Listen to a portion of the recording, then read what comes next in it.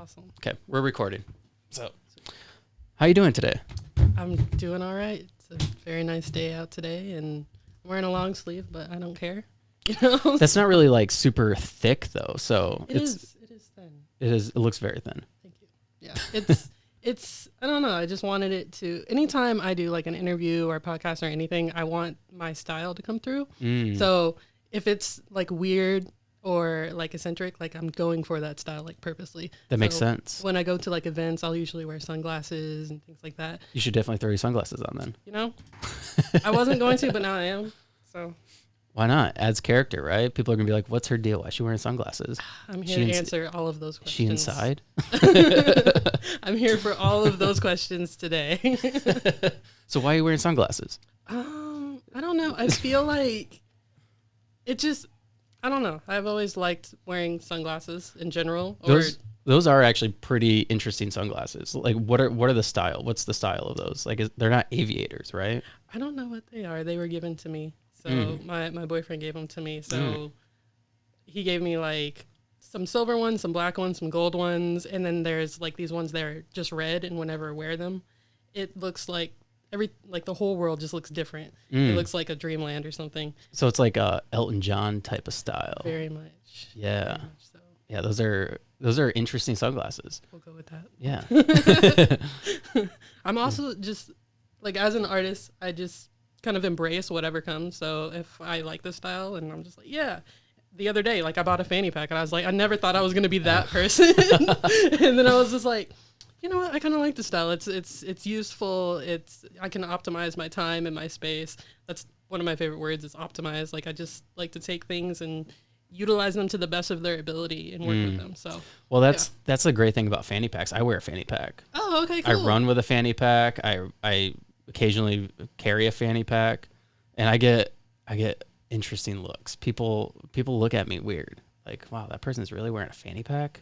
Well, I mean, why would he do that? He's like 20 something. It's so useful. Like, I mean, it's so easy to just like walk around with. It's better than having something on your back. I mean, especially you said running. So yeah, I mean, it's perfect for that. And it holds way more stuff than a lot more. Like than just like a purse. I mean, come on now. Yeah. So. And then you get the people that wear it around their shoulders too, because now you can buy them to where they don't just fit around your waist. You can adjust them to where they're like a strap around your chest. Yeah.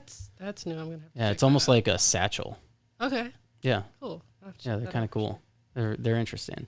I like them because you can put your keys, your phone, your wallet. Like I'm a person, like especially now, like we have these giant phones. Like that thing's not gonna fit in my. Like I'm wearing athletic shorts and I wear short shorts, so that's not gonna fit in my pocket. Yeah. Or it's gonna bounce out of it at some point or fall out. You're preaching to the choir. I totally understand that. I usually always wear like baggy pants with like a lot of like the side pockets and everything. And you're like, why? And I'm just like cargo pants? Yes. Like you don't understand. It's so useful when you're an artist and you're just, like throwing in like brushes or, I saw, what was I watching? It was on Instagram and somebody had put Hot Pockets or like Tostitos pizza rolls in the side of their pants. And I was just like, why haven't I been doing that? So, there's, again, optimized space, very useful. Yeah, absolutely. And when you're an artist, you kind of have to do that, right? Like you have to make use of everything that you have. Yeah. So it's super beneficial. Absolutely. Yeah, understandable. I see what you did there. So tell me a little bit about your art. Do you do this full time? Is this something that how long have you been an artist? Oh, that is always a good question because I mean I've been doing art for a really long time. So like even when I was a kid, like I think I did something for the bank and it was like this little piggy like a little piggy bank that I drew and like I won a prize for it. So I mean technically you could say it started back then, but I didn't really. How old were you? I don't know. It was when I was still going to school here in Lansing. I was going to Red Cedar, so that was probably like first or second grade. Okay. And back then I had gotten reading awards and like writing awards back then, but then my family had moved and I didn't take my art seriously and I didn't really start painting because I would say that's probably like the main focus of my art is my painting. Okay. I didn't start doing that until I was like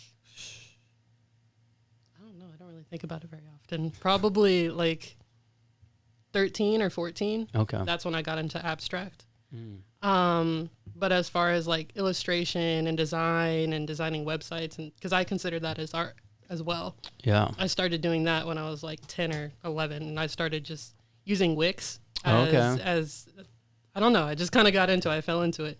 And then I started falling into like robotics and different things like that. So Interesting. yeah, so That's interesting. It's kind of all over the place. I mean, that's cool though, because then you don't have like one specific thing that you're focused on. You can kind of branch out into all these different like areas. For sure. Now, what about it? Like, what about creating websites did you like so much? Is it like just therapeutic, or do you find, I mean, you mentioned that it's like artistic in a sense, which I also believe it is, because I suck at creating websites. It's not easy, and I don't consider myself an artist. So there's definitely a creative aspect to it. So what about it? What kind of pleasure do you get out of doing that? I don't know. I think I just started it. Like my very first client that I ever worked with was like this. I lived in a very small town in the country. Where'd you live at? I lived in Soddy Daisy, Tennessee, What? which is just outside Soddy Daisy, but which is just outside of Chattanooga, Tennessee. Oh, okay. So I lived in a very small town, and it was it was 30 minutes to the next door. We just had one road that went through the entire town. So I have so many questions. I do too, always. What was that like, going from Lansing to Soddy Daisy. Soddy Daisy. They actually used to be at war with each other. Really? Soddy and Daisy side. So they ended up coming together, and I would say so, probably, but I think there's still like that underlaying, like, we don't like you, and we're the Daisy side, and we're the Soddy side. What was the purpose of the war? I have no idea. I never really looked into history all that much. Should we look it up? I mean, we can. I just knew that I wanted to come back to Lansing, which I did. So when how old were you when you moved down there? I was, we visited when I was 7, and then we moved when I was 8. So 2002, exactly 1 year after the Twin Towers happened. So on September 11th? Yes. Wow. That's exactly when we moved. That's how I remember. That's crazy, because that's like one of those dates too that you always remember. Like, no matter what happens on that day, from that point on, like for years to come, you'll always remember like what you were doing that day, and then typically what you did every year after that. Mm-hmm. Yep. It's pretty wild. It is. It is. I think on that day I was at school. Like I said, I was going to Red Cedar, and they said like the towers had hit and everything, and that's when I ended up they kept me in school, because the school that I was going to, I don't know I don't know specifically what it was called, but it plays into my art actually. So the school that I had went to, it incorporated like a lot of different countries that would go there. So I don't know what kind of school that is called, but you had people from China that went there. You had people that were from Vietnam that went there. There was people like an immersion program. Yeah, very much so. So it was by East Lansing. So the main focus of what they taught us was about different cultures, and they taught us about the different music from different countries and the art from different countries. And they always had these festivals that were going on. And I think that had a huge impact on like my childhood and my development into what I do now, and just the vast things that I had learned and contributed to what I do today. So like I said, there's just like a lot of different things that I've done in my life. And I think that's kind of like where my art it fuses all of that together for sure. Yeah, I mean, your past definitely plays a part into the way you perceive the world and the way you express it through whatever you do, right? For sure. Yeah, and in anything and everything. In the way you dress, the way you talk, the way you interact with people, the way you do everything. Yeah.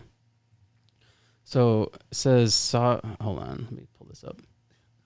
Soddy, Soddy. Yeah. Dash Daisy. Yeah, I seen that. Soddy Daisy is a city in Hamilton County, Tennessee, United States. The population, history. Soddy Daisy is an incorporated city comprising the former Tennessee cities of Soddy and Daisy. It has frequently been noted on lists of unusual place names. Saudi Daisy was home to Hamilton County's first courthouse and government seat, Poe's Tavern. Mm-hmm. Is that like Edgar Allan Poe? I have no idea. No. The tavern, built in 1819, was the home of Saudi Daisy resident Haston Poe.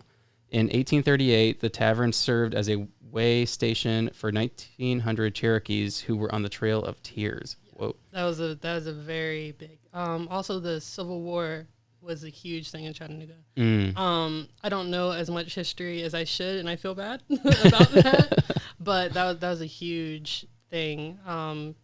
Like, that was in our history books a lot. They taught us a lot about like Sacagawea and Trail of Tears, and they taught us a lot about like Lewis and Clark.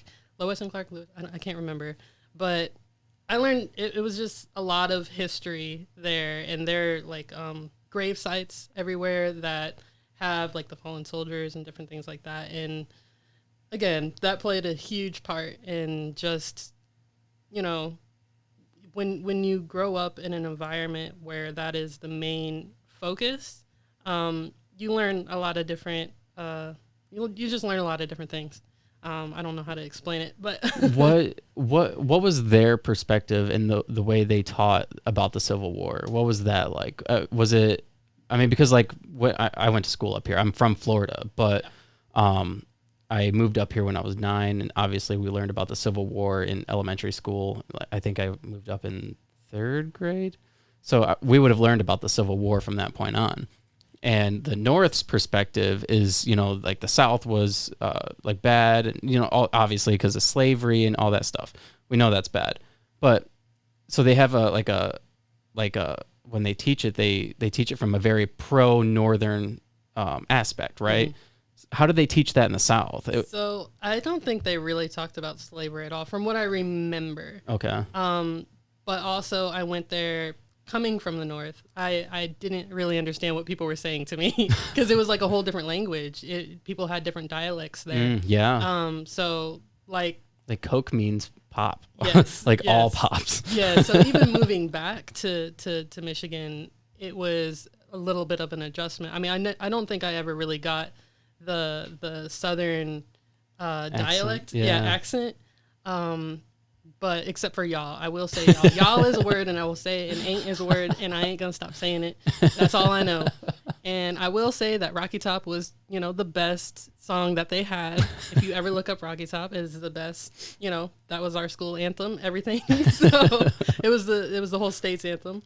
But yeah, they really didn't talk about it all that much. But if they did, I wasn't really paying attention because I wasn't really focused on school all that much. I didn't do very well in school at all.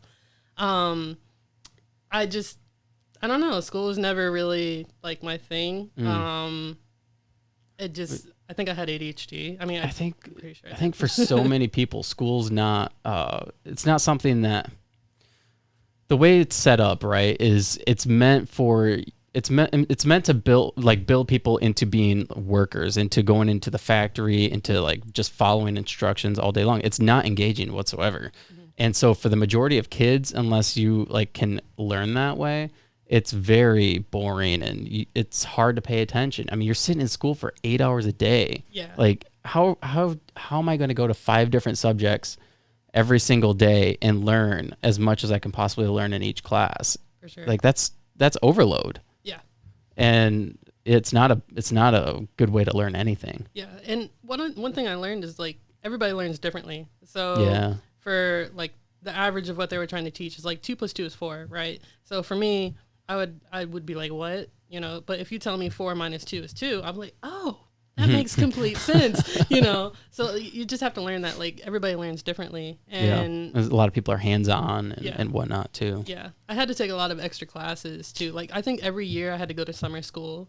And then even when I was in Lansing, I had to go to Kumon, if anybody is familiar with Kumon. It's a very different way of learning. It's like Sylvan, but more strict to the point. Interesting. And it's just a different way that they teach you. So yeah, I went to summer school a lot, and that didn't really help at all. But when it came to things like music, or it came to things like art, or, gym or anything like that, of course I was like really good at that. I was like, You're I love all that. in. Yeah. All in. Or if it was writing, not grammar. Grammar is terrible. But as far as like writing stories and things like that, yeah. That was more is that something you still do? Do you currently write? Yeah. Yeah. Yeah, I definitely write. I'm currently, I have a poetry book that I wrote, and it's going to be in 3 parts. So the first book is going to be the first part, the second book is going to be the second part, third is third part, obviously. And then I have like my own, like just kind of like my story that I'm writing. I don't know what I'm going to do with it yet, but it's just kind of a book about, and the poetry book goes into this too, but it goes into what it was like growing up and to leave the cult that I told you that I grew up in, and then the after effects and just everything. So I've pretty much documented through photo, video, through taking pictures and just different things like that through my art. I've just documented my journey, and so yeah, that's. I hope that answers your question. No, I think that's very cool, and I wish that's something that I would have done, because you said you listened to Juji's episode, and I talk a little bit about the cult that I was in, and how, I mean, a lot of people probably would say it's not a cult. It's hard to call it that sometimes. What do you mean?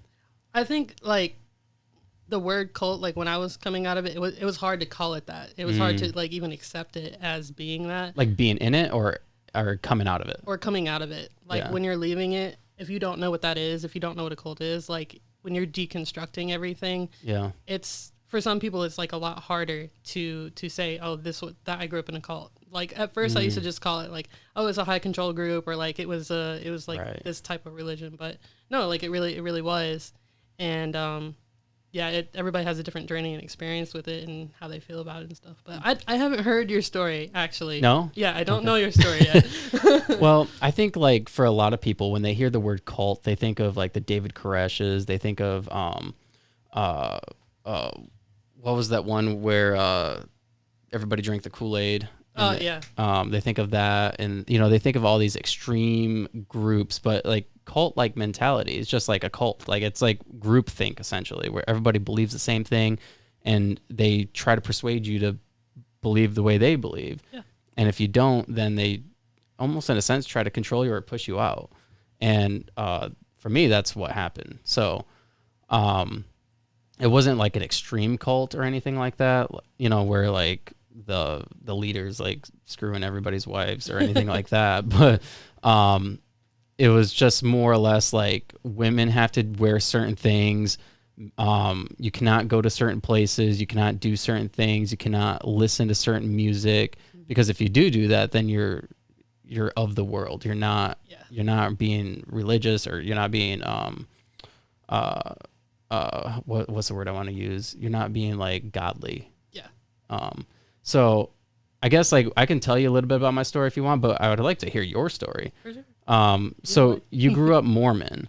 I grew up Jehovah's Witness. Jehovah's Witness. Yeah. My bad. Sorry. But everybody gets them confused. Like they are very similar. What are the difference? What is the difference? So Mormons, they tend to like, they are dressed up in suits, and they do come to your door, and they do the conversion, a lot of things. But like with Jehovah's Witnesses, wow, this is like my first time like really talking about this podcast. This is exciting. I'm excited. So so like with Jehovah's Witnesses, it is one of those things, like you're not really considered a witness unless you get baptized into it. I was raised in it, so I was born in what they consider a born in. So my mom was one, my dad was one, and like my grandma was one. And you kind of just, they believe in like that God's name is Jehovah, right? And that Jesus is his son. So they're two separate things, right? And then the Holy Spirit is separate from all of that. So deconstructing all of that was very hard to like to like put them all in one. Like, ooh, that was hard. But they do believe that like everybody in the world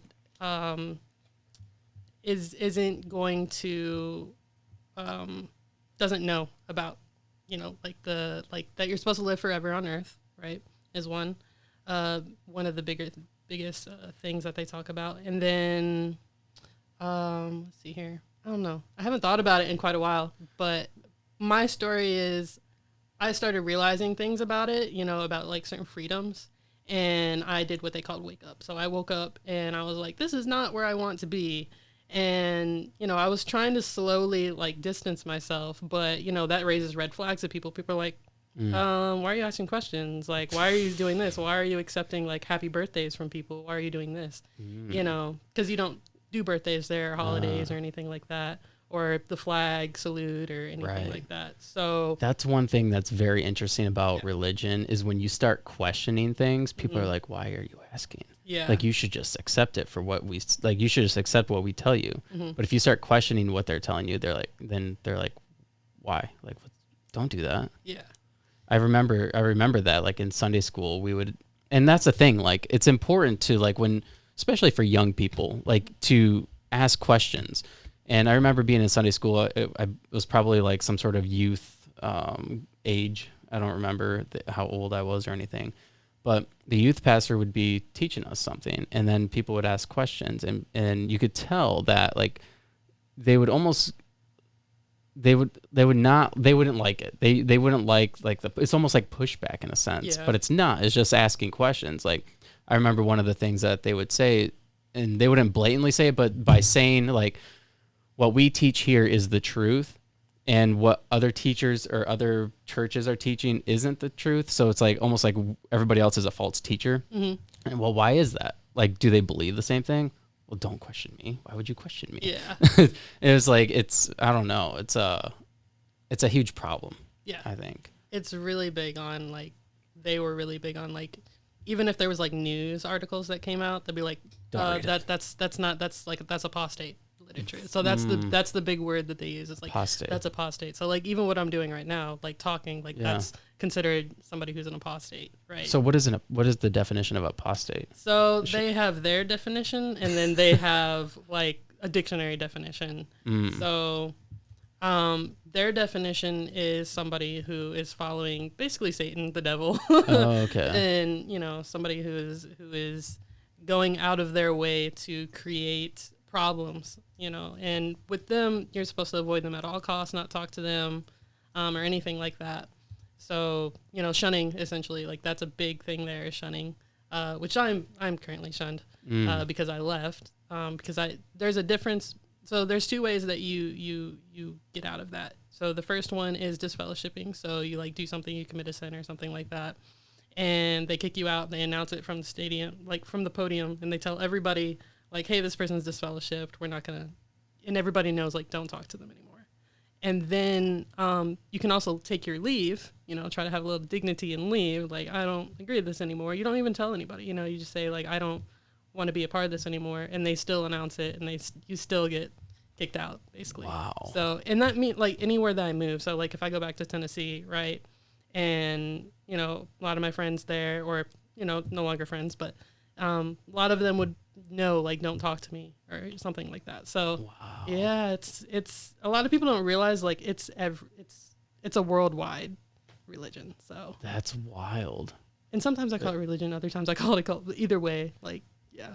I mean, that's like being Amish, right? Like if you leave that what is it, like lifestyle or culture, then you're shunned. Yeah. And you're no longer allowed to be a part of that community. Yeah. Which is insane. And you can't just like go back. You can't just be like, oh, I made a mistake. But like, you have to go back and like, you have to write a letter, and then like, you have to show up to all the meetings and stuff. And then like, you have to really. Is there like a biblical reason for this? Do they believe that it's like in the Bible? I forgot, honestly. I know that there's something, but I can't remember. They have their own Bible and everything too. So it's not based off of like the King James or anything like that. It's called the New World Translation. Interesting. But to back up a lot of their things, like they have their own books, and so like they have an elders book, which that's a huge thing, which talks about the specifics of like why somebody would be disfellowship, why how long somebody takes to get back, things like that. So it goes real deep. So what kind of things would qualify you to be disfellowshipped or kicked out? Smoking. is one, like smoking cigarettes, just smoking cigarettes, something like that. Obviously like sexual immorality, something like that. Cheating on your husband or wife. Let's see, having like a boyfriend or girlfriend that is not a witness, that can get you kicked out as well if they find that out.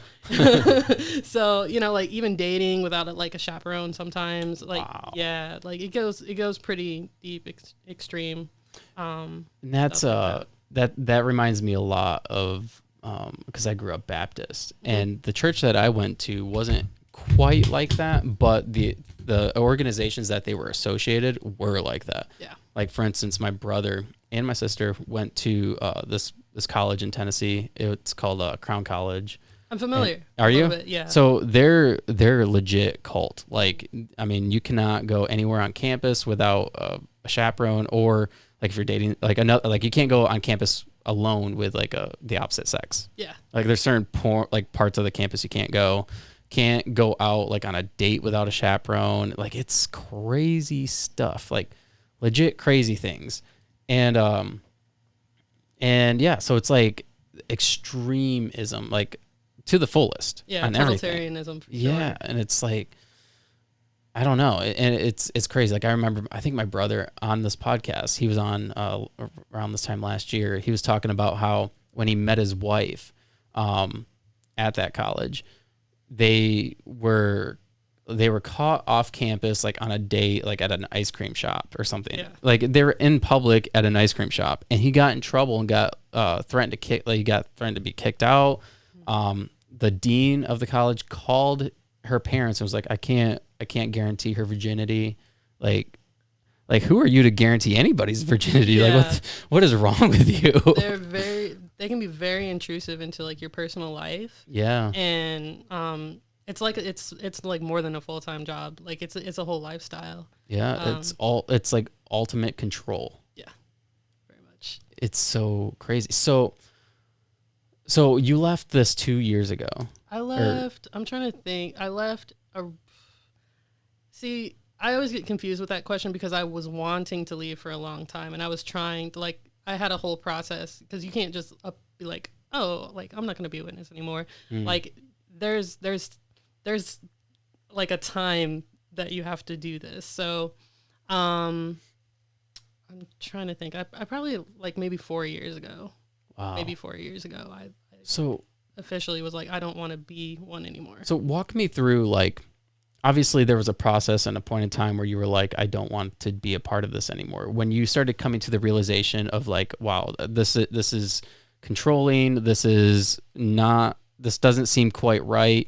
What was your thought process during that time? So growing up, I had PTSD. So, I mean, I still have it. It hasn't left, but I mean, it's much more, I'm able to handle things a lot better now.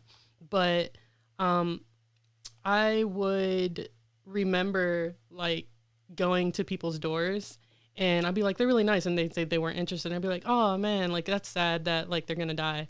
Like, you know, because it's a doomsday cult. Like it is like very much based around like Armageddon and different things like that. Like right. A lot of the people are really nice and really kind, but a lot of times like you're just so desensitized to like certain information that you're learning and telling people. So, like, all right, have fun in hell. Yeah. Well, they didn't even believe in hell. Like, so what did they believe? Destruction. Just like gonna die. Destruction. So what happens when you die? Where do you go?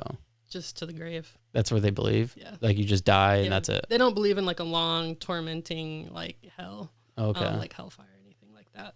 But as far as like the destruction, there's a lot of different versions. I can't remember a lot of it because a lot of it I've like either blocked out or just don't think about very often. That happens with trauma. Yeah. When you're in extreme situations and you start to block things out, your brain does it to protect yourself. Absolutely. Yeah. I had short-term like amnesia for a long time where I just couldn't remember like my childhood. Yeah. I couldn't remember a lot of different things, and I didn't know why until I started going to therapy. And you know, it took me finding different therapists to figure out, like, because the first therapist I had went to when I was trying to leave was like, oh, I just stopped going to meetings. And I was like, you can't just stop. Can't just do that. You know, it's not going to work for me. And I ended up not going with them, but when I was officially like on my way out, I did seek a therapist. I was like really specific, like, hey, I'm leaving a cult and this is going to be happening and I need somebody to like help me go through it and walk through it and things.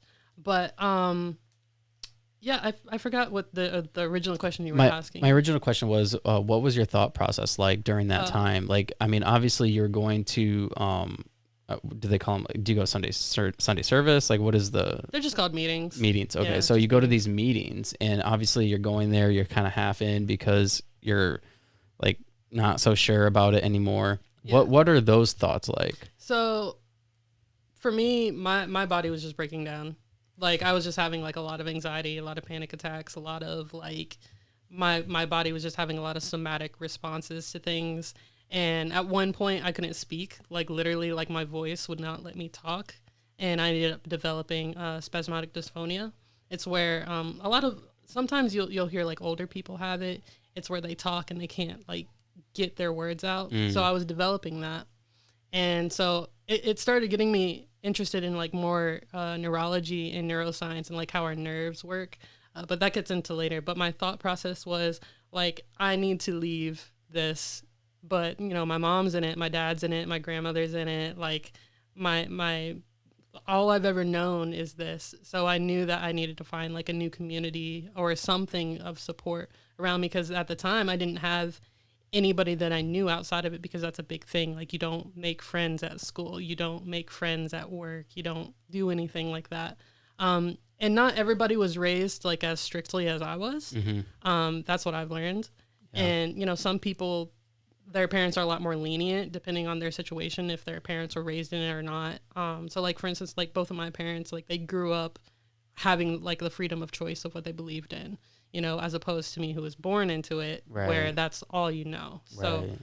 When I remember like specifically going, so there's like regular territories like house to house. That's what it's called. It's like house to house ministry.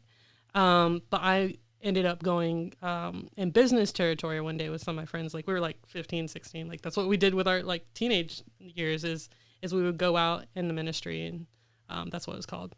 And I went up to this lady, and I'll never forget.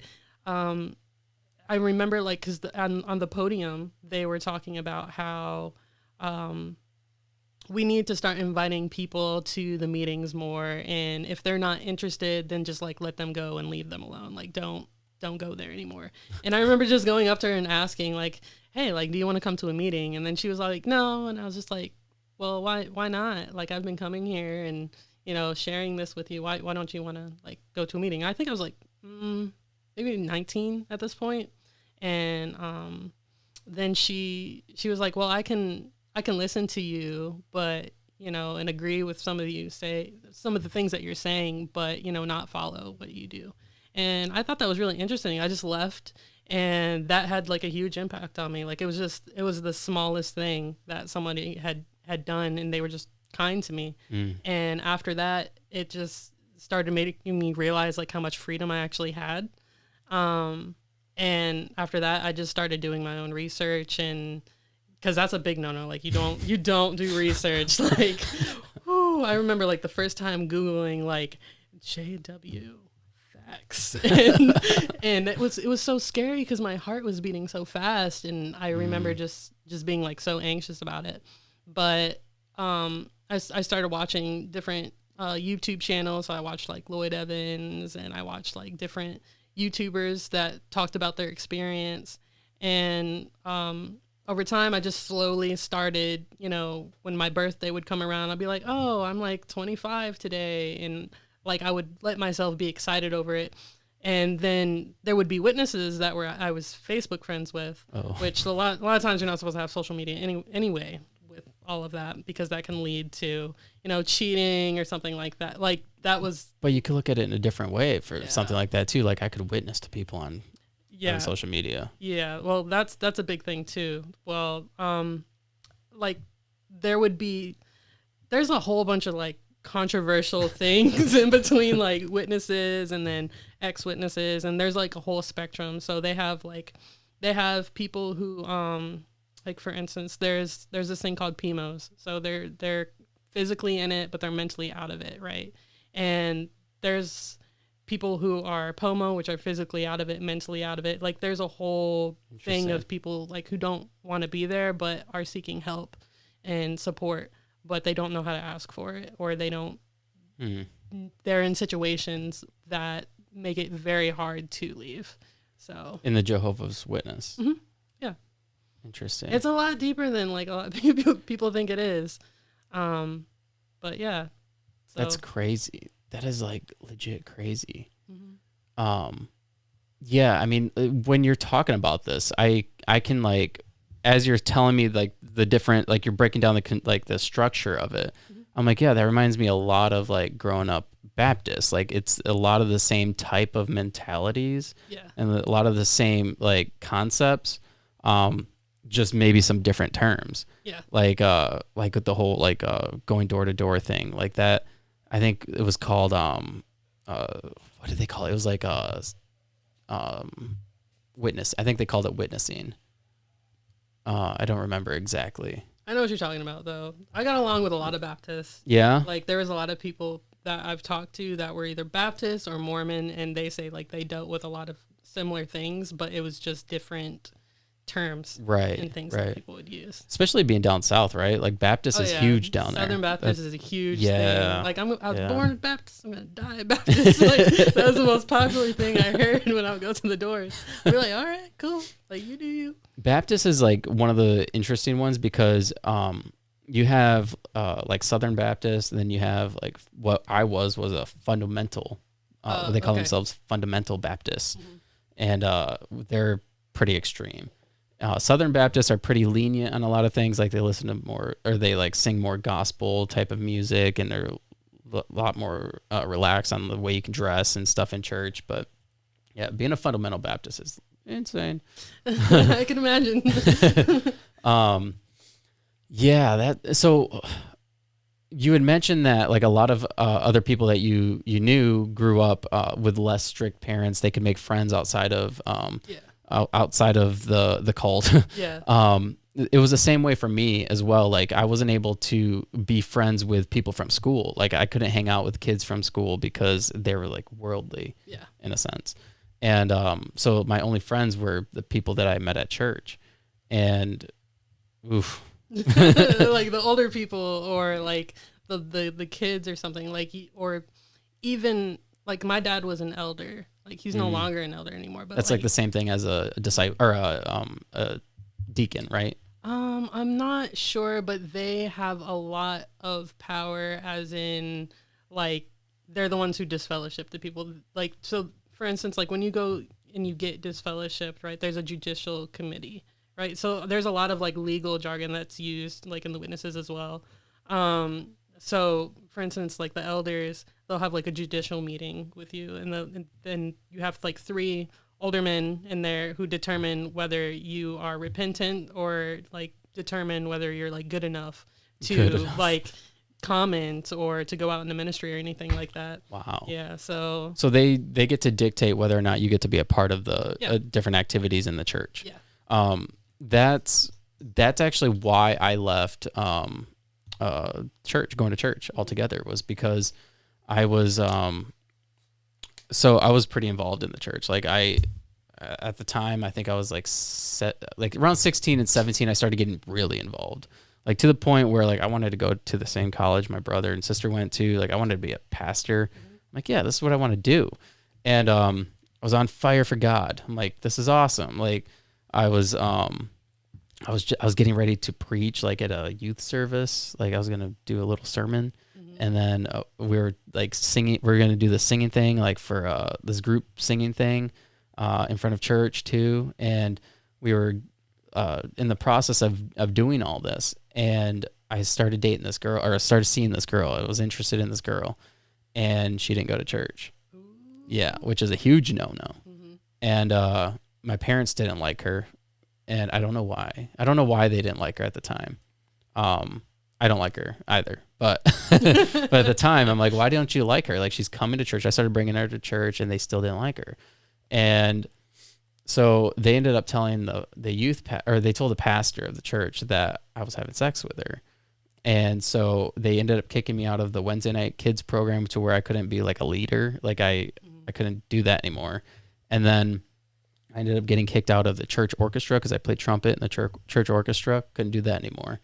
And then the sermon that I was learning, couldn't do that, or that I was getting ready to preach, couldn't do that anymore. I couldn't sing in I couldn't sing in the choir, couldn't do any of these activities. Yeah. Essentially, they just kicked me out of everything. And I thought, I'm 17 at this time. Like, why would I even want to go to church at this point? Yeah. I mean, why? Like, that's my community. Like, that's like, this is where, like, I give more than anything. Like, I give back to my community here every week, and they don't want me to be a part of it just because of something that was said to me or said to them. And so then I was like, you know what, I'm just going to stop going.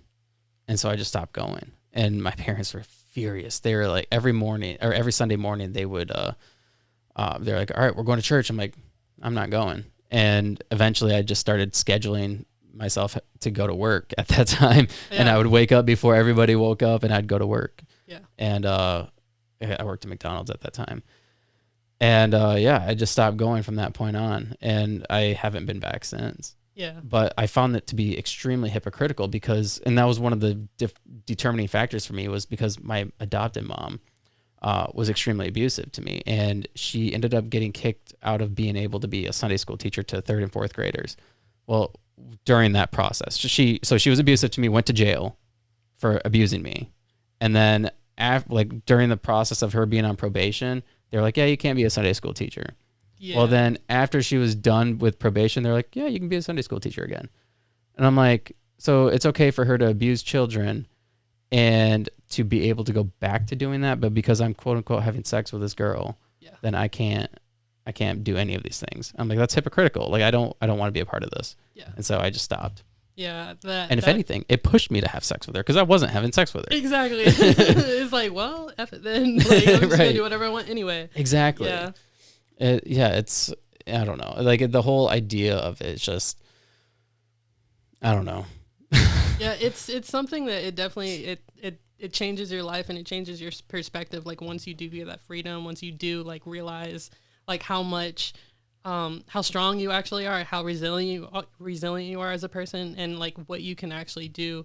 Like, for instance, like when I was growing up, like I would be really good at sports, right? But I couldn't ever pursue those things. So one big thing about like the Witnesses is that you can't bring any like pride or anything to yourself. Like you have to be very humble. Like you can't bring any glory to yourself. It all goes to God, or it all goes to the elders. It goes to the pioneers. It goes to, the different elders. Yeah, the people that are in charge. Yeah, why would they get the glory? Because they're doing like the work, right? They're doing the work. They're doing a lot of, yeah.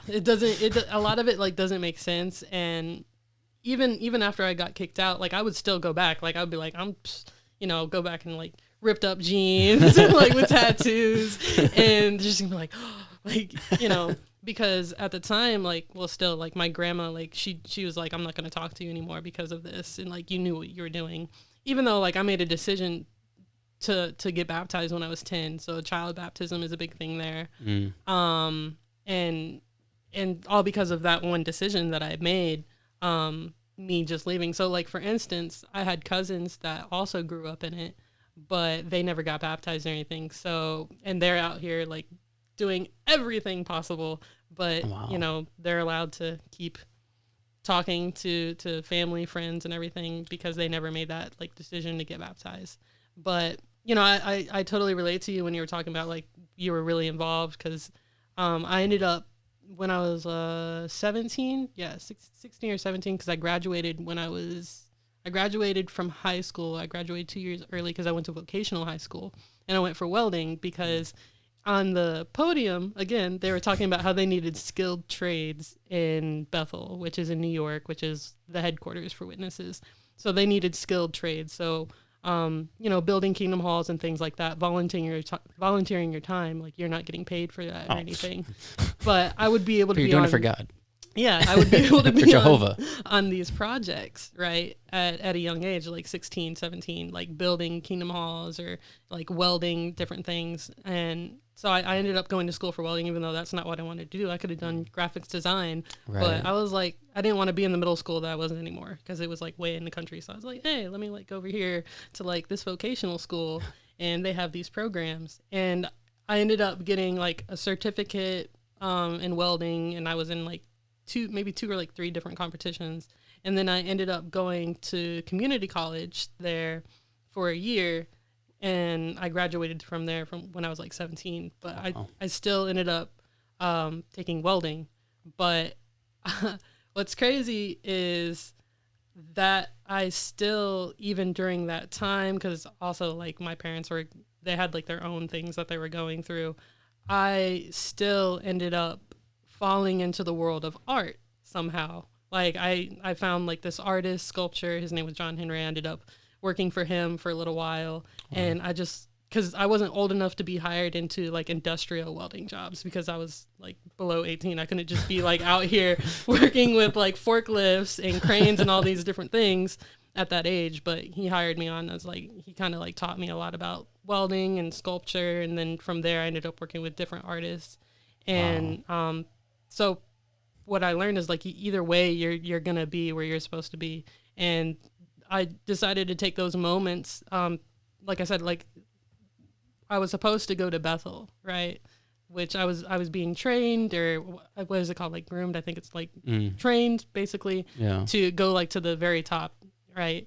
And, I forgot exactly what ended up happening, but they were like, we're not going to send your application in because of something like with my parents. Like, I think they were going through a divorce or something like that. Wow. And so they're like, you're just trying to like leave home. So we're not going to have you involved with this. So I ended up like leaving my hall and going to a totally different hall and all this different stuff. But that is crazy. Yeah. So just running around a lot. Because of your parents' divorce, they were going to punish you. Because at the time they were getting legally separated, so they didn't have to get in trouble by the church. Gotcha. At the time. Wow. So they were like legally separated for like 2 years, and then when they actually got divorced, because that's another thing, you can't get divorced there. I got divorced, because I got married when I was like 19. But like, even to get divorced, like they get so into your life that you can get disfellowshipped for like even dating. Like let's say you're separated or you get divorced, right? And you start dating someone, like we know that you can date and we know that like you can live your own life and stuff. Right. But when you're in it, you can't, right? You don't know that you can. And like, there's certain things that'll, it's just, it's a lot. it is so crazy because, my dad, he got divorced like 6-7 years ago, something like that. And, during that process, so after he got divorced, my mom left him like on Thanksgiving in the middle of the night to go live with her ex-boyfriend from high school. And so she was having this affair with him. Well, she ended up leaving, completely left. And after the divorce, my dad started dating, and I think he brought like 2 girlfriends to church one time. Like he brought like one with him like 1 week, and then after they broke up, he started dating his now wife and brought her to church.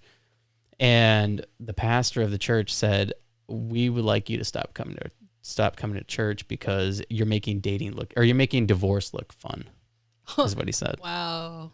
And so he was like, okay, well, I guess I'm done. I'm not going to church anymore, or not going to that church anymore. That's crazy. Like how people will do that. They'll just, you're just living your life, like doing whatever makes you happy. And they're just like, no. Well, the idea of like somebody left you and now you're expecting me to just live unhappily without like having a significant other for the rest of time. Yeah. That doesn't even make sense. Yeah. Like you should be able to find somebody that you are happy with. And I mean, it's not like you're out there playing games. Yeah. I don't know. It's just, it's a crazy mindset. Yeah. It doesn't have to be as complicated as it is. No, it's very archaic. It makes no sense. And it really does all go back to control. Yeah.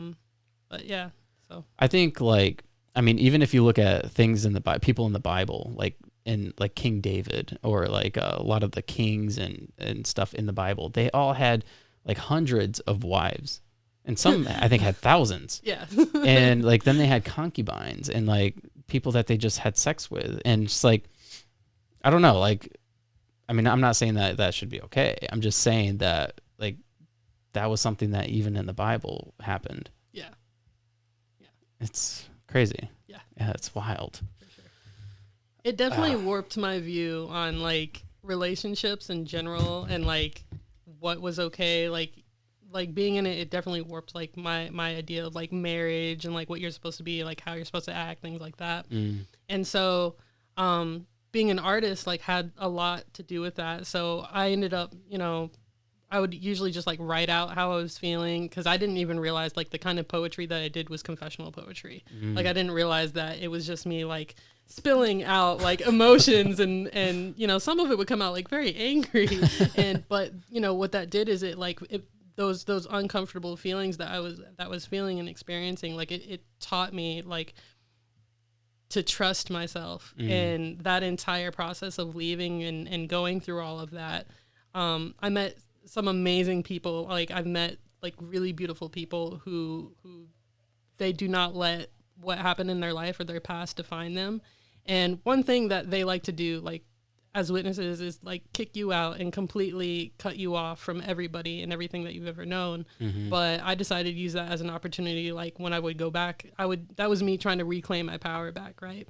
I don't need permission now, but you're going to do what you have to do in order to grow, you know? So I think it was kind of perfect that I met you like at the time that I did, because I think I wasn't even out yet. I think I was like still trying to leave. Wow. But because a lot of it, like, how long ago was it that we met? It had to be like at least maybe like 2 years ago. 2 years ago. Okay. Wow. Yeah. So it was the first When September, or it was my first When September Ends event. I'm pretty sure. I don't know how long I've been back in Tennessee, because I lived in Tennessee. Like I moved back to Tennessee after I moved back like in 2018 I moved back to Lansing, and then I moved away again for like a year, and then I came back. So it was like 2021. Yeah, I came back in 2020. Okay. Yeah. I didn't start this podcast till 2021. Okay. Yeah. So it was that year. It was probably 2021. Yeah. Wow. Yeah. That is insane. A lot happens in 2 years. Yeah, absolutely. Yeah. So when you were leaving, obviously your grandma like kind of dissociated you from the family a little bit. Oh yeah, what was the family like? She kind of went out of her way to make sure like even people that weren't witnesses like don't talk to Hannah. Like, really? Don't do this with Hannah or anything. Oh.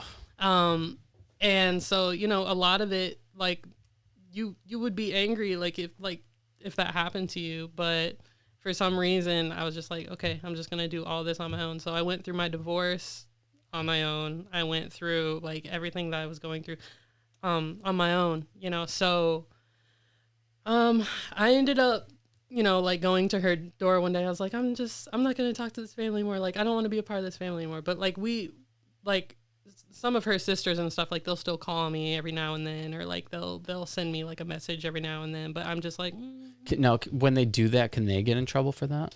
If you're a witness, yeah, that's another. You can get disfellowshipped if you're talking to somebody who's disfellowshipped. Wow. Like me talking like this, like there's a difference between like somebody who's disfellowshipped and somebody who's an apostate, like going out of their way to tell about their experience and stuff. Right. So if somebody was like talking to me, they could get in trouble. So have you ever had anybody reach out to you, be like, hey, what's it like on the other side? Yes, I have. I've had a few friends who they wanted to leave as well, and they'll just call me like out of the blue. They'll just be like, Hannah, like I want to leave, and this is a very hard process, and how do I do this? And you know, I have friends that like we went through the entire process like together. You know, like they got disfellowshipped and everything, and they had to find their own set of friends, and you know, so it's there's a lot of support out there, but at the same time, there are people who are still like very angry and bitter about their own experiences that have happened, which they are totally justified to have. But me, I want to be like a safe place that people can come to, and I try not to judge the situations. Yeah. So like for instance, like with, I don't even want to say like certain people because I don't want them to potentially like be put in a situation where they don't want to talk about things. Right. Like, so it can get really complicated. So I just try to focus mostly on like my personal story. Yeah, no, absolutely. but yeah, you can definitely like get in trouble for that. And it's sad. It truly is. Like, it's really sad, but yeah, it's like we're going to like put the fear in you to where you're essentially silenced, yeah, where you can't talk about it, yeah. because if you talk about it, then now you have this giant punishment coming. I think it's called the fog, the fear, obligation, and guilt. Yeah, that's what it's called. They use a lot of that, a lot of triangulation, a lot of. I would highly suggest like anybody who is trying to leave something like that to learn like CBT therapy, or to learn like anything that has to do with critical thinking, because that'll teach you like how people think, and how people are trying to like, I don't know, like how they can like control you and stuff. So to just be aware of it and learn. Yeah. Yeah. So since you've been out, one thing that is very common with people that have been in cults or have been in like a situation like that is it's very easy for them to fall into something else, like another like group think type of activity, like whether it could be anything. I mean, it could be like the whole like becoming a yogi and like fully going into that, or like becoming like this mystical person, or coming like whatever it is. Is that something that you find yourself struggling with at all? Or do you look at things like you had just mentioned critically, like from like a critical thinking standpoint? I think it would have been easy for me to fall into something like that, but because I knew I was leaving, like I went to therapy to, like I went to behavioral therapy instead of like just a talk therapist, and I didn't realize like there was a difference. So it really taught me like how not to fall into something like that again. But that I've also heard that as well. Like that's very popular to fall into something where you believe like, oh, this didn't happen, but you fall back into that because it's familiar. It feels comfortable. It's something that feels very. Well, it gives you like a sense of community. Yeah. And like you have this belief now again. Yeah. Like you have this belief once again, and I've seen it happen to people that I like, and I think it's unfortunate. Yeah. Like, don't, no, what are you doing? Yeah. That's also a cult. Yeah. I think it takes a lot of self-reflection, and it takes a lot of time to like sit and think about like, what am I doing? But fortunately, like I think I was always one of those kinds of people who was like, I never like fit in, and I kind of was always weird, like a little bit different than everybody. Yeah. And I learned to be comfortable with that, and I think that also contributed to like why that I wouldn't fall into that. But I think at first when I did leave, I think I was trying to do that a little bit. Yeah. But well, you also have a way to express yourself, which is very important, because when you can express yourself, then you're not going to necessarily let other people control the way you think. Absolutely. And the way you do things, because you want to be fully expressive. Mm-hmm. So I think that's also very beneficial for that. Yeah. Yeah. Having something that you allow yourself to go as far as you possibly can with it. So like with my art, I completely push my limits. Like I'm like, I don't like how this looks, and I could just like get rid of the canvas or like paint over it. But I was like, no, I'm gonna continue to see where this goes. And I think I've done that like in general with my life, is like, even though this is uncomfortable, I'm going to continue to do this. I'm going to see where this goes, right? I like that. Completely painting over it. Yeah. And I think just from doing that, like I've learned like a lot. So different techniques in the way that I paint. A lot of times it's like a meditative state. So a lot of times I'll just be painting and I'll be thinking about my life, or depending on the music or something that I'm listening to is how I'll paint. So, or poetry or whatever it is. I'm really enjoying hearing you talk, because I feel like your mindset is almost a lot like my mindset, in the how like you've handled your past and how I've handled my past. They're almost exactly the same. Mm-hmm. Like you don't let it define you. Mm-hmm. Like you definitely like seem to have moved past that, but it's part of you and the way you've become and who you've become, and you're using it as a way to like propel yourself like even further, and as a way to like express yourself. And like, you're not letting it define you, but you're letting it kind of define, like, I guess, your success of like a place that you came from. Creating my own definition. Right. Yeah. I like that. I like that a lot, because I feel like that's what I've done as well. Yeah. I think it takes a lot, like I said, of self-reflection and. Yeah. Getting uncomfortable, like you had said. Like, being uncomfortable, being uncomfortable and being in positions that you don't like at all. Yeah. And then realizing like, well, I don't like this spot that I'm in. How can I change it? And what can I do to get out of this spot? Yeah. It's super important because, I mean, how old were you when you moved out on your own? You were married at 19. Yeah, I was married at 19, and so I'd say 25. I'm 28 now. 26. 26. 26 is when I was on my own. On your own fully. Yeah. But you were married at 19. Yeah. So I was married. I was married for about 7 years. Wow. So, yeah. And so, I feel like I have so many questions. It's like, for me, one of the things that was super important for me in I guess forming who I was as a person was moving out at 17. I moved out at 17 after that whole incident with the church. Well, I actually take that back. I'm sorry. I was on my own, but I was like at my friends' houses or like laying like on their couches and things like that. Like I was doing that until I was 19. So like 17 as well. Okay. To 19. And then I got married. And then I was like officially on my own, like at 25. Okay. No, 26. I'm sorry. I keep forgetting that I turned 28 this year.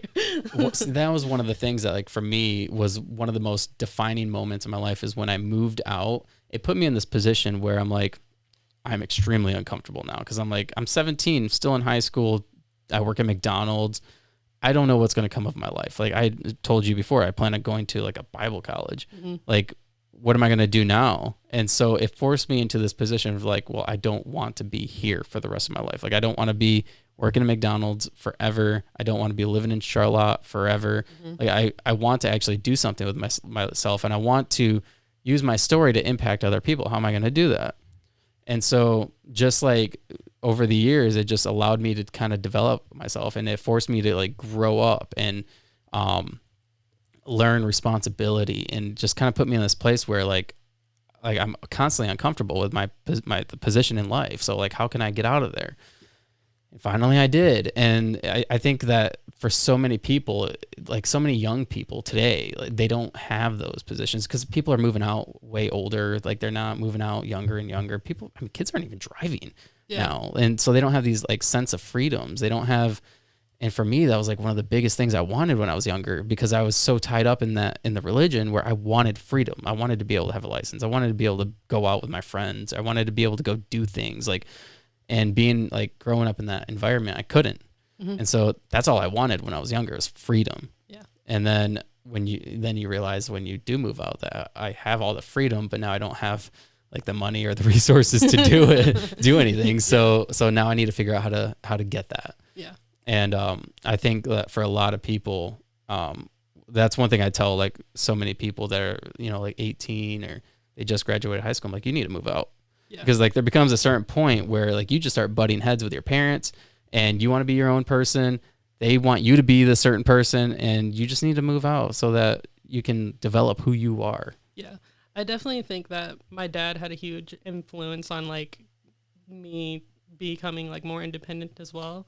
Because like even though he's not elder anymore, and he's still technically one, but still like he encourages me like to live the life that I want to do, especially like with my art. Like he's seen like my struggles through school and everything that I've been through.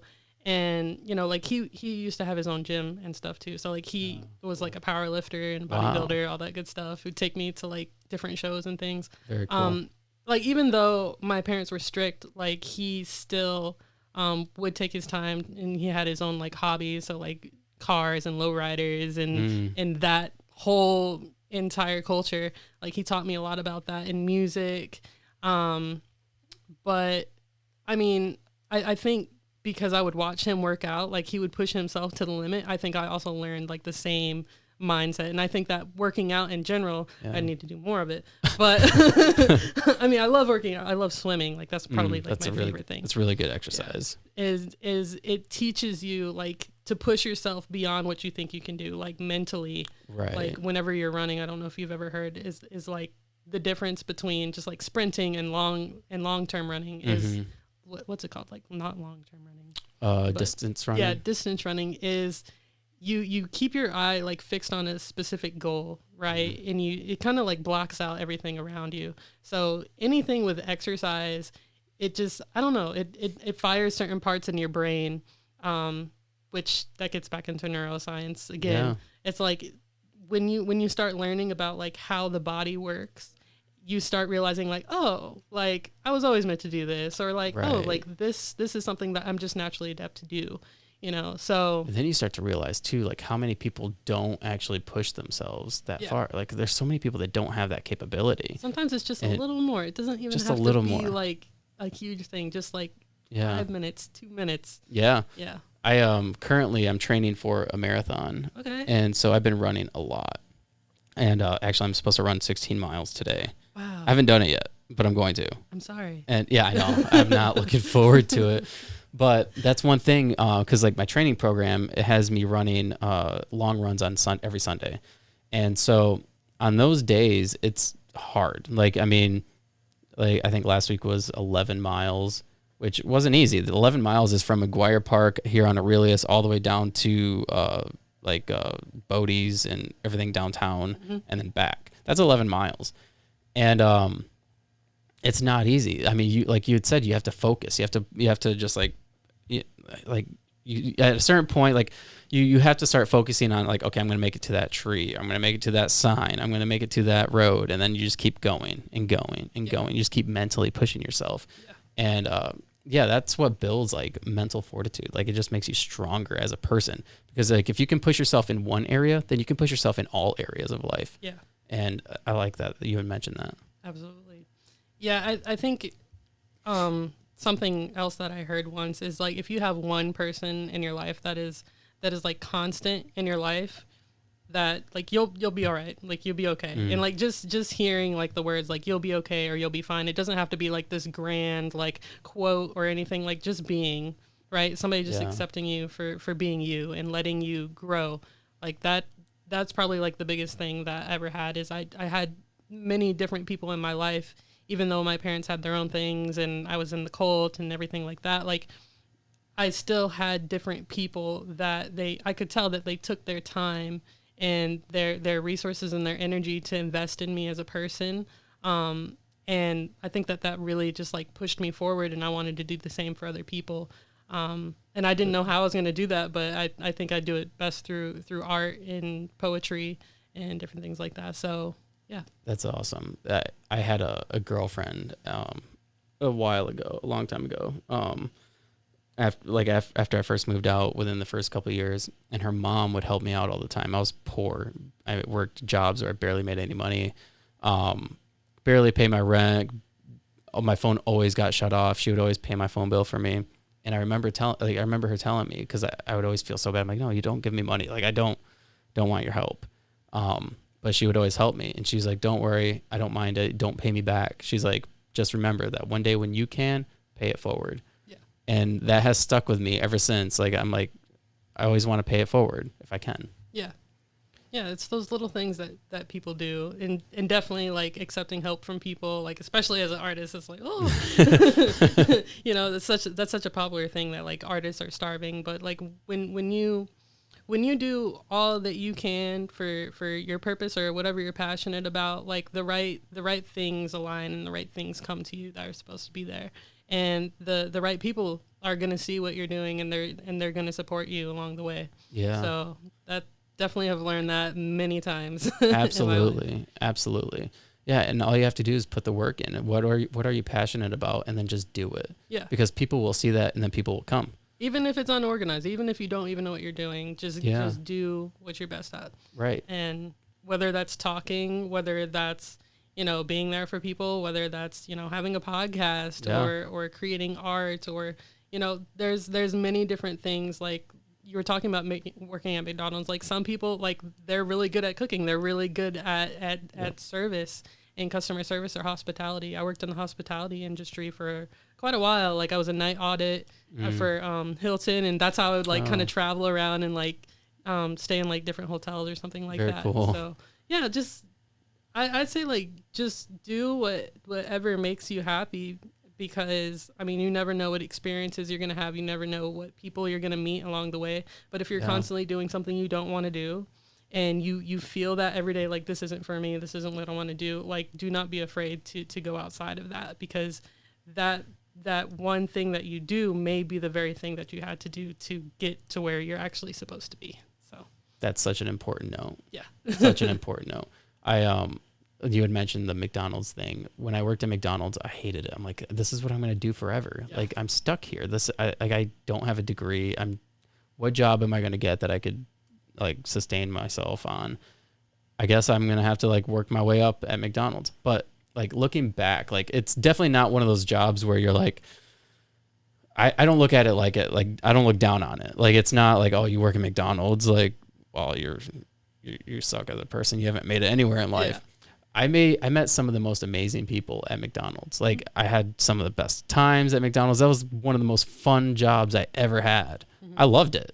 I got free food all the time. I made amazing friends. And one of my roommates was a manager at McDonald's. Like, it was just such a good time in life, even though at the time I didn't realize it. Yeah, for sure. I think that happens a lot with like different situations in our life. It's like the things that we're going through, like later on we'll look back at it and be like, oh, you like that in this way that it wasn't good for me, but in another way, like, I've grown from it. So like, one thing that, oh, go ahead. No, I was just going to say, it's such a defining thing. Yeah. Like, it could be such the most defining thing in your life at that time. Yeah, absolutely. Yeah. Just like in school, like, I got bullied a lot in school. I didn't like being at school, but the things that I was interested, the people that I met, I liked them for a reason, and I liked what I was learning about different subjects or different things for a reason, you know, and realizing that it was all like leading me to where I'm supposed to be today. Or I choose to look at it that way, because not everybody's going to have the same perspective as you about their past or about their present or about where they're going in life. But just know that, like, you're the one who kind of gets to define what that is. And I kind of talked about this a little bit before, is like, I had PTSD growing up. So a lot of that came with different symptoms that I did not understand. So I had disassociation at times where, you know, or depersonalization, derealization. I'm not sure if you're familiar with those terms. No, I'm not. But it's like, you don't feel real at times. Like, you don't feel like your hands are real. You don't feel like where you're at is real. You kind of just go blank a lot. What is that? Why is that? I haven't done like as much research as I would want to, but disassociation is something that people are more familiar with. So like, for instance, a lot of times people with ADHD, they get that. So like, when something like traumatic happens to you, you can go back to that time. It feels like you're actually there. Right. Yeah. So, sometimes I'll be like, what's happening right now? Like, what's going on? Like, you know, you'll be in the middle of having like a flashback or something, and you might be crying or something, and then just out of nowhere, you're just like, what's happening? Like, what's going on? And that's like your brain trying to relax. It's trying to like it's trying to calm itself, you know, its system.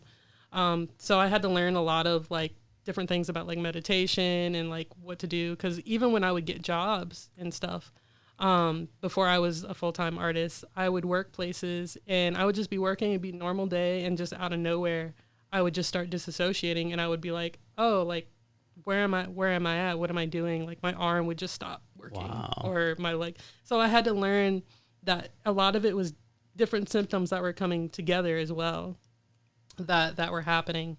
And so I started like painting all of that out. So that was one thing that had got me out of a lot of the symptoms that I was having, was like either painting what I was feeling, or, you know, I remember there would be times where I couldn't move. Like, I just wouldn't want to move. And all I could do was like take a pen and just scribble something or just paint something. And over time, I started working on my motor skills with that. And so I was like, I wonder like what's actually happening in my brain, what's actually happening with my body when I'm doing this. And so I just started studying more and more, and that gets into more what is it called? Neuroplasticity? That, and then like... It starts to heal? Yeah, and then also like neurographic art too. So yeah, art has a lot more to do with things than people realize. And I kind of want to be that person who lets people know that like artists are very underrated. Like, they don't get as much credit as they should. So Well, most artists come from like some sort of very rough past. Like they usually have something in their life went wrong And to they're where just like, to where they wanted to be an artist, I gotta get this out. and that's how they express themselves. And that's I mean, most artists have had a bad life. Yeah. They've had bad things happen to them, and that's their form of expressing themselves. Yeah. And I mean, it only makes sense that when you talk about how whenever you had those moments, you would start to draw or scribble like that, it would slowly start to kind of heal you, right? In a sense, is what you're saying. Yeah. And that only makes sense. Mm-hmm. That because you're forcing yourself into this rhythm. Yeah. And then do you have those flashbacks or moments now? Yeah, I'd still definitely have. I mean, PTSD I have CPTSD, which is complex post-traumatic stress disorder. So PTSD, a lot of people think it's, people who just go to the army, right, and get that or the military. Yeah. And I mean, that's not necessarily true. You can have many different events happen to you. With CPTSD, it's a lot of events that happened over time that contribute to it. And because it's complex, you don't always know what symptoms are going to come up. So I may be fine for like, but a lot of it is just becoming more aware of it, becoming aware of like your symptoms and what's going on and what's happening. So like, for instance, there's the disassociation that I was telling you about, then the depersonalization, not knowing who you are. That could be another thing as well. Oof, that sounds scary. It is a little bit scary. So, a lot of my work, it dives into identity work as well. And a lot of my art and stuff, it's very vulnerable. It can be very vulnerable, but it's a process and it's a journey, and I'm not afraid to go through it, because for the longest time I was kind of afraid to like share that and be like, oh yeah, this is about like this part of my life. Right. It's like, no, like this is what I'm supposed to be doing, and be proud of it. Don't push that away. Because like I said, you'll find support from the right people. So like, for instance, this year, every year I kind of have one thing that I'm specifically trying to work on. Last year, I was trying to be more affectionate with people, like give them more hugs, and not because of COVID and everything that happened with it, but because like I really just wanted to be more open to like giving people hugs. Being vulnerable. Yeah. And this year is a lot about trust, like trusting myself, trusting people, because with everything that I grew up with, they teach you like, don't trust the outside world, don't trust people, don't trust anything. Besides what we're teaching you. Don't question us. Yeah, don't question anything. So this year I'm very curious. I'm just like, if I feel this way about something, why am I feeling this way? And not to judge it or anything like that. And I think that's something that a lot of people, I think, need in general. Like, I'll go to the gym and a lot of people, they'll be talking about their life and they're just like, I would never be able to do this, or I can't do this. Or, I hear a lot of artists say like, I can't do this, or I'm never going to be an artist. I'm not creative. I don't know how to draw. But it's like, why not? Like, everybody has something that they're good at. Everybody has something that they're creative, and that they can expand on, that they have no idea that can be something that, like for instance, I also like music, right? But I play piano, but I told my dad, I was like, I just want to have this as a hobby. Like, this is just going to be a me thing. I'm not going to do anything else where I'm, sharing it with everybody else. So, I think everybody has something that they're good at. You just have to find it. Yeah. I mean, and I think a lot of people think of like being an artist as in like painting or drawing, and like you had mentioned, like creating a website is art. Like, I mean, that there's artistic aspects to creating a website. Making things out of wood. I mean, that's welding. That's another. There's so many things that are creative, that aren't necessarily like mainstream, like considered art. You know what I mean? Like you can't go to a gallery and see it or something.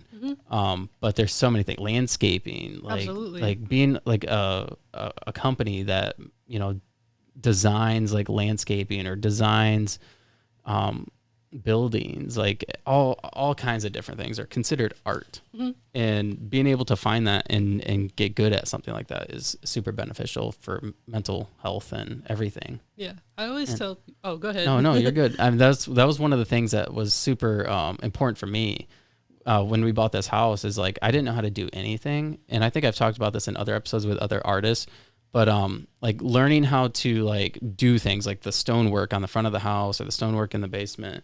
I did all that. Oh, And well, it's really nice. Thank Like you. when I was walking, I was like, this is very modern. Like, The landscaping. Like, it's cool. Like, the landscaping, I did all that. Yeah. Didn't know how to do any of it, but like just having this image in my mind of like how I wanted it to look, and then being able to just put it like out, like being able to be like, yeah, this is exactly how I pictured it in my mind. Mm-hmm. That's art. Like being able to like take a mental image and then make it come true. Yeah. That is art. Yeah. Because you created something. Yeah. And absolutely. yeah. Even the way that we talk, the way that we speak, the way that we express ourselves, it's all art. And I feel like I've dedicated like a lot of my time to just learning about creativity and art in general. Yeah. But I always try to tell people, like, look, I mean, like, even this water bottle, like, somebody had to design it. Somebody had to design the label.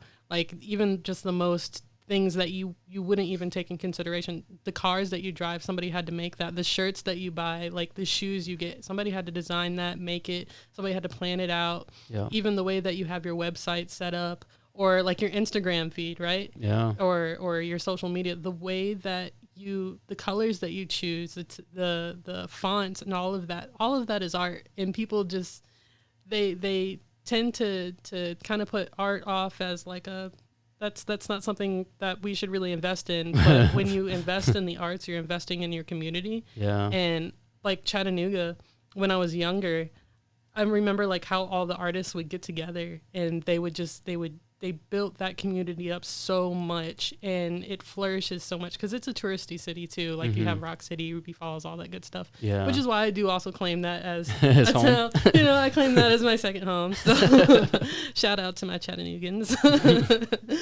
in Chattown. But I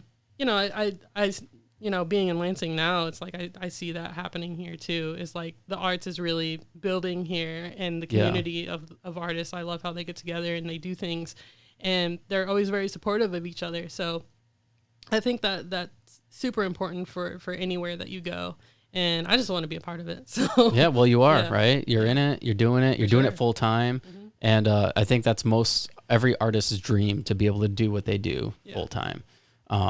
Because I mean, most people don't like having a 9-to-5 job. Yeah. It's not fun. It takes away from your ability to be able to focus all your energy into something you really want to do. And so being able to do something full time, even like if it's not like it's not as glamorous as what people make it seem, right? Like being a full-time artist, people are like, oh, that's so awesome. I'm sure you're just loving life, but it comes with its struggles. It comes with being broke. It comes with being like having to hustle and sell your work and do shows and just promote yourself. Like it's all you. It's all on you. And I mean, you have a community behind you, but at the end of the day, it's still you. And so there's a lot of struggles that come with it. And I think most people long for it, but they also don't want to put the work in to do it. And so when you're able to do it, like somebody like yourself, then that's one of the most satisfying things ever. I think the most important thing to like know as an artist is you don't have to be starving, number one. And number two, like know your value, know your worth, know your value, and don't take any less. Like if you want to price a certain piece at a certain range, like do that, and don't take any less, because you put a lot of your time and your energy and your life into that piece, and whatever it is. And even coming up with shows and things, like sometimes people will tell you like, oh, I wouldn't pay more than $500 for this, or I wouldn't pay more than like $200 for this, even if it's a small piece. But you wouldn't tell that to Pablo Picasso, you wouldn't tell that to Jackson Pollock, you wouldn't tell that to Basquiat, you wouldn't tell that to any of those people. And everybody has a story, and there's a lot of artists who they're just very humble about their work because of like what society has told them that they have to be about as artists, and that's not true at all.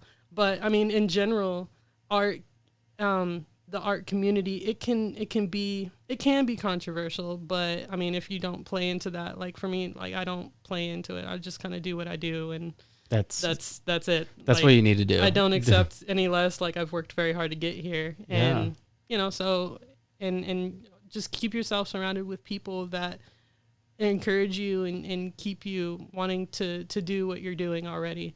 But even with 9-to-5s, I used to feel the same way, to be like, I don't like 9-to-5s. Like, this is so lame. But then I was like, well, if I'm doing something that I love, like if I, like, for instance, I like working on branding, right? So the look of things, like a website, if I was doing that for a company that I loved working for, that was like taking care of me, like, of course I'd be like, yes, I would love coming in. Like I would work extra, And I love how like the idea of that is, because I've been seeing on Instagram a lot. I forgot what it's, this one quote, and it keeps saying that's like, it had something to do with like 9-to-5, but if you are doing what you love, you're gonna work more at it. And I used to think that, having your own business, a lot of times you have a boss who's like, you need to do this, you need to do that. Nobody's gonna have as much passion about what you do than you. Exactly. Right. So whether that's a business or a company or anything, like nobody's going to have as much drive and creativity and all these ideas about what you're doing unless it's somebody that actually aligns with your values and what you want to do. So right. Yeah, and you get what you put in. Yeah, I mean, exactly. when you're a business owner, you get exactly what you put in because nobody else is going to do it for you. Yeah. And that's one thing that, like, for me doing this podcast, it's now a business too. But it's just me. And so like this podcast is just exactly what it is. Like if I'm not putting in the work, then it doesn't happen. Absolutely. And so I think that's one of the most important things. Like when you are a business owner, just you need to work hard. I mean, because if you are a business owner, I would hope that you're passionate about what you do, right? I mean, because at that point, it's not really work. Yeah, I mean, it can be work, but there's work aspects to it, obviously. But like when you're a creative person, obviously it feels more like work when you have to do like the business side of things. Yeah. It's like I'm more of a creative person. Like I think creatively. So like the business portion of everything, I'm like, I don't want to do that. That's boring. Yeah. Those menial tasks. Yeah. No, I don't enjoy that stuff. Yeah. But I think also knowing your like strengths and weaknesses in what you do. So like for me, priorities, like I have to have time slots for me to rest, or I have to have time, because I know that I'll go all day doing something and then I'll like run into burnout and be like, oh dang, like I really should have given myself like that day off or something. Right. Even if it's on like a random like midday a week, right? But it's like you have to know like how much you can handle and how much you can't, like, and setting time aside to prioritize, to have that balance. Yeah. And realize that like if I'm growing from this, great, right? But at some point when you stop growing, when you're just like, I don't want to do this anymore, like, have it's also important to have like friends around you that are also working towards goals, because that's going to push you to like keep doing yours, to have an exchange of ideas between the 2 or 3 or however many friends you have. Yeah. But to be building on something together, I think that's really important. There's a phrase that you surround yourself with people that are more successful than you, because then you will, like, I can't remember exactly how it's worded, but you'll want to be as good as them. Yeah. So then that they'll only elevate you. Yeah. I mean, I wish I could remember the quote. I've heard one, it's more like hustle, but it's like surround yourself with like 4 millionaires and you'll be the 5th or something like that. It's like surround yourself with people who are doing what you want to do, and it's going to motivate you. It's going to, like, it can't, like, you become who you're around a lot. That's exactly what it was. It was you're only as good as those you surround yourself with. Yeah. Which is true. I mean, because if you're hanging around people who don't have the same ambitions or goals, then your ambitions and goals start to just kind of waver. Yeah. You start like feeling like, oh, I don't want them to think I'm better than them. So then you stop talking about it. Like you stop talking about your goals and your ideas. And I've done it. I think we've all done it. And it can be a killer of dreams. I think everybody should have like a business at one time in their life. Definitely. Even if it's just like something really small that they're doing, like just try something. But every business is big. It's like, I don't like how they say small businesses, because I feel like that's a type of wording that like keeps you thinking that you're small when it's really not. Like running a business is very hard, like trying to find healthcare or trying to like get all the same benefits that you would at like a 9 to 5, having like that retirement or things set up for yourself. I think when they say small businesses, they refer, when I think of small businesses, I guess I should say, I think of like a local like place. Like, I mean, obviously they're not small businesses, like, but they are like comparative to like a giant business. Like, let's say like a Walmart compared to like a mom and pop, like, like grocery store or something like that. Like they're obviously smaller, but, where was I going with it? Oh yeah. So like when I think of small, I think of like local. That's what I think of. Okay. I don't necessarily think of like these giant places. Oh. I don't know. I guess I just think about it that way. I think I just have to in general. But I see what you're saying, that like it's a giant task to be a business. Yeah. And so it's not a small thing to do. Yeah. It's a pretty big thing. Like pretty big choice to make. My home, that's where my studio is, and then I have an office, right? But like I have a 2-bedroom like home, and then I have a basement. Like my basement is my studio. But I have to think about it as this is my studio and this is my office. If I were to think about it a different way, like it would be very overwhelming, right? Right. But also like knowing the things that I try to take all the tasks that I don't want to do and I just do them all in one day. And I was like, I'm going to have a bad attitude about this. I'm going to not want to do this, but I'm going to do it anyway because I have to. And then I have days where it is my day off and I feel like working that day. And I'm just like, okay, I'll do this and I'll take tomorrow off or something. But that's the cool thing about having a business. Is like when you have a calendar and you have things set up for yourself and you allocate time for yourself, you can rearrange those things. Yeah, right? absolutely. So, and it's important to make sure you do that because I mean, so many, like I'm one of those people, like I don't take any time off and it's detrimental to creativity, to everything. I mean, I'll get burned out to where I just like, if I don't have a podcast or something, I'll just not do any podcast stuff. Like, cause I'll do so many where I'm just like, I just don't want to do any, I don't want to like edit. I don't want to upload. I don't want to do anything. And it's a problem because like you need to learn to take time off. You need to learn, essentially take a vacation, like take a day off here and there, like allow yourself to enjoy life a little bit. Yeah, definitely. Being an artist, sometimes you don't have the money coming in that you want. That's very true. And this is hard to say, but I had to learn that like even in those moments when I don't have something coming in, like to be grateful. Like I'm grateful that I'm alive. I'm grateful that I can create. I'm grateful I can do this. As much as like it's like I said, it's justifiable to be angry about certain things and things not working out, but making myself get through that moment, letting myself feel that, it has taught me so much about what I can handle and what I can't. And so it takes me out of that scarcity mindset. It takes me out of like that lack mindset, and it puts you into that like pushing forward. That's actually where one of my favorite pieces, momentum. I always talk about momentum all the time. I remember being at the gym and like I was disassociating. So that like when I drove to the gym, right? And I did not want to go that day. I was like, I do not want to do this, do not want to go. And I went in anyway, and I was like, I don't care if I'm here for like 5 minutes, 15 minutes. I don't give myself a time limit when I'm there because it's very much like a meditative place for me. So whether I'm just walking around the hallways or I'm swimming or I'm going to the actual like weight room or something, like I try to be as present there as possible. Like I'll have my phone with me, but it'll be on do not disturb. And I give myself that permission to just have this completely just for me. Right. And through that, I've met some really great people. And I remember like I was in the middle of my divorce and I was going through all this stuff. And it was like the same people that I just kept seeing at the gym. And they kept saying this word like momentum over, and I didn't even know what that word meant. I was like, what's momentum? They're like, you're just building momentum like to where you're supposed to go. And I was like, okay. And then I looked up the word and I was like, oh yeah, that makes a lot of sense.